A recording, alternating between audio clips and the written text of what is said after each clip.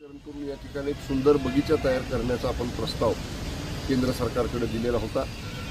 या विभागाचे सन्माननीय खासदार श्रीमंत छत्रपती उदयनराजे भोसले साहेब त्यांनी देखील दिल्लीमध्ये याच्यासाठी खूप प्रयत्न केला। त्यांनी संबंधित मंत्री महोदयांची भेट घेतली आणि हा प्रस्ताव जेव्हा मंजूर झाला तेव्हा मग आम्ही सर्वच लोकप्रतिनिधींनी ठरवलं की आपल्याला एक दर्जेदार उद्यान म्हणजे पूर्वीचं गोडोली तळं जर तुम्ही पाहिलं, आमच्याकडे आत्तासुद्धा त्याचे फोटोग्राफ्स आहेत। पूर्वीचं तळं जर पाहिलं तर इकडं कोणी फिरकत नव्हतं आणि आता बदललेलं चित्र जर तुम्ही बघितलं तर जर व्हिजन आपण ठेवलं तर कसं आपण त्याचं सुधारणा करू शकतो त्याचं एक ज्वलंत उदाहरण हे गोडोली तळं आहे। मी नगरपालिका प्रशासनाला सुद्धा याच्याबद्दल म्हणजे त्यांचं कौतुक करेन की त्यांनी सगळ्यांनी मेहनत घेऊन चांगलं या ठिकाणी त्याचं डेव्हलपमेंट केली आणि विशेषतः केंद्र सरकारचे माननीय पंतप्रधान मोदी साहेबांचे मी जिल्ह्याच्या वतीनं मनापासून याच्यासाठी आम्हाला निधी उपलब्ध करून दिला, हा प्रकल्प मंजूर केल्याबद्दल आभार मानतो।